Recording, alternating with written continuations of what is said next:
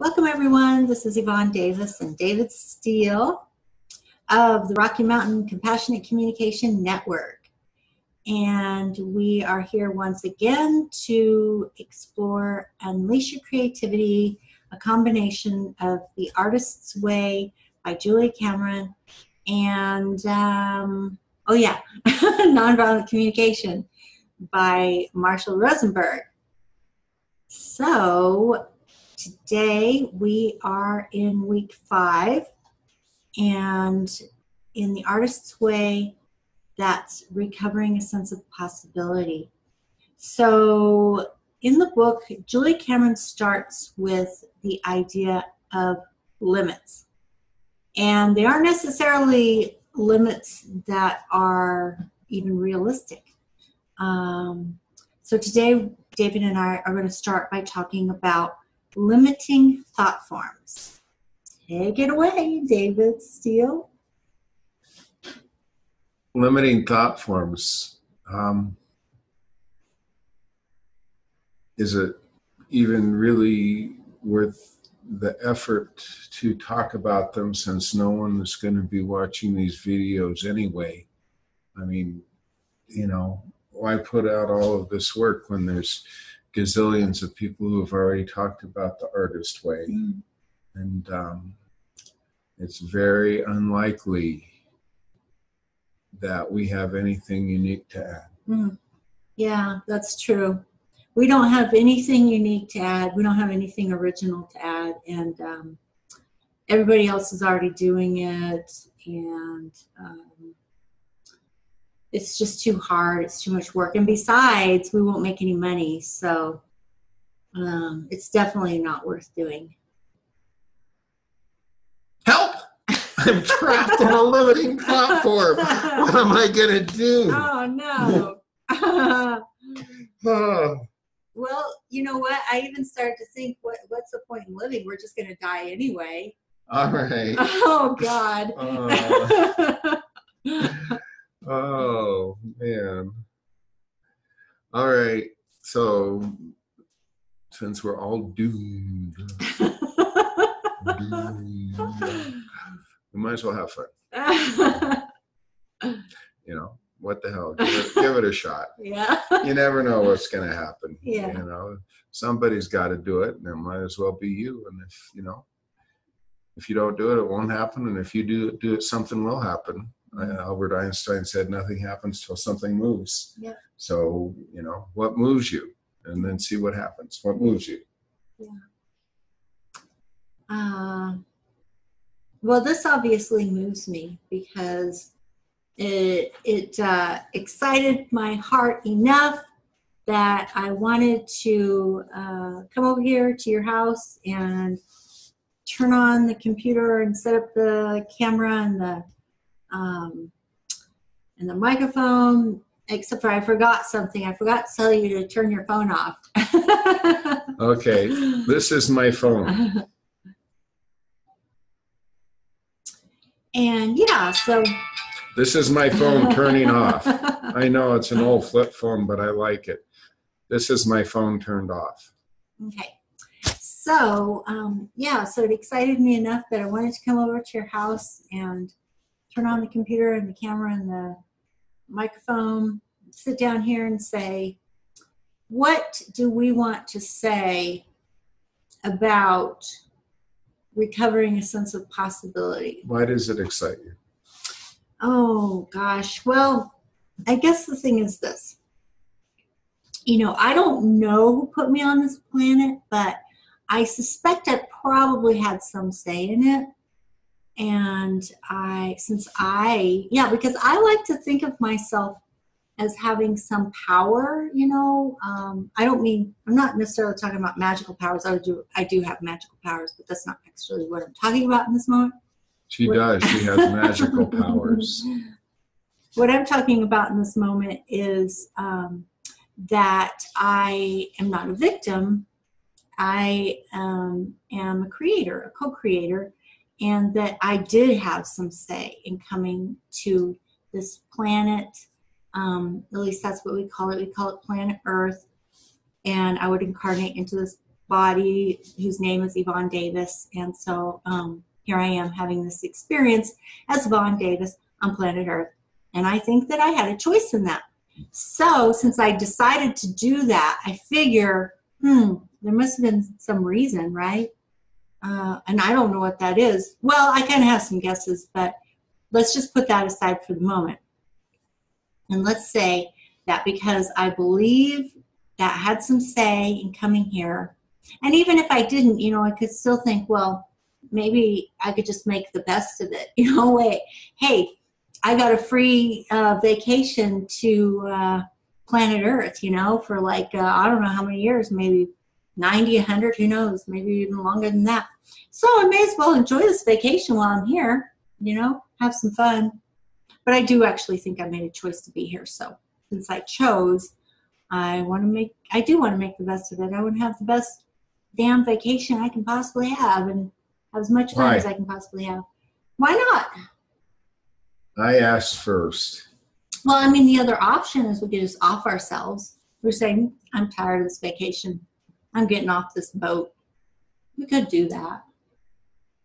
But then we wouldn't get to have these kinds of experiences. And think about all the people that you love.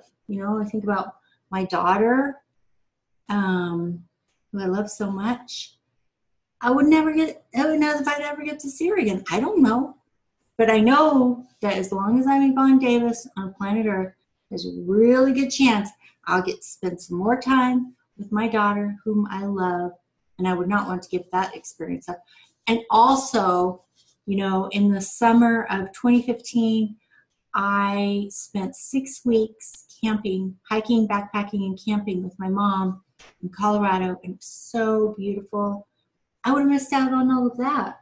I mean, gosh, I think about all the people I've been able to love on this planet and in this lifetime, and all the beauty I've seen and the extraordinary experiences I've had. I'd have to give all that up. That doesn't sound like a good deal to me. Why would I want to give that up? I mean, I suppose if I'm living in pain all the time, and I don't live in pain all the time, so I don't know. I did once when I was depressed. I was depressed for a long time, and I did live in pain. And I even remember a moment when I was in the deepest pain in my life, and I wondered if it was worth it. And it was really interesting because I remember in that moment, I was sitting in the basement of the house that I lived in at the time, and I was just drinking some Kool-Aid, and I was thinking to myself, is this worth it? Because I'm in the most pain I've ever been in my entire life. I was 30 at the time. And I thought, Then I heard this little voice that said, if you cancel this trip early, you have to come back and start over from the beginning again. So, you have to do it all over again. So I thought, well, if that's the case, maybe I just better stick it out. And that really clued me in that I really did believe that I had a choice, that I came to this planet to have this experience, that I chose it, and I chose it for a reason. So I'm trusting that. So does that answer your question? No, but what it does is it does answer the question to some degree, but what it brings up is how important an internal locus of control can be. We've talked about that in several videos. Mm-hmm. And so when we look at core limiting beliefs, one of the core limiting beliefs is that the world is set in stone and there's nothing I can do about it, and I'm a victim of circumstance. And it's all plotted out, and I'm simply a biological pattern that follows through on instinctual impulses, and I have no say in it. Which, there's not much hope in that. That's pretty bleak, in my opinion. Mm-hmm. So, to enter the world of possibilities, first of all, it is to engage our capacity to dream and play that game of what can I create, and not feel trapped by the present circumstance. Mm-hmm. And I guess hope is a big part of that, mm-hmm. you know. And so I think what I want to tie it into, what comes alive, is the way we describe the world defines what we believe is possible. So your description of the world that said, well, if I give up now, I've just got to come do it again, somehow gave you that strength to endure a very crisis moment in your life, mm-hmm. because you described it in that way. Mm-hmm. If the description had been more like it's all futile, you know, I'm just an accidental consequence of a sperm and an egg that are totally mindless, then you might have made a different decision. Yeah. So the way that what we believe in the world, the way we describe the world to ourselves, and the way we describe our behaviors has a huge impact on us. And to dare to believe that that what you want to create is possible, it takes courage.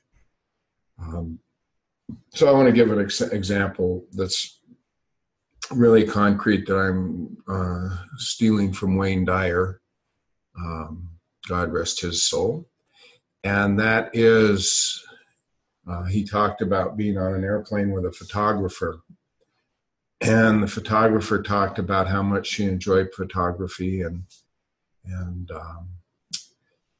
how much fun it was. And then she said, but of course you can't make a living at it. So right there, that's a core limiting belief. There's this thing I love that absolutely nourishes me, but there's no way I can sustain myself believing it. That's like checking out of the game before you even sat down at the table.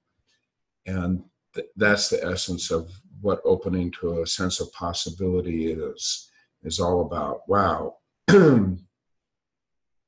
I dare to believe that this is possible. I dare to believe that things could happen, that I can actually fulfill things in my life.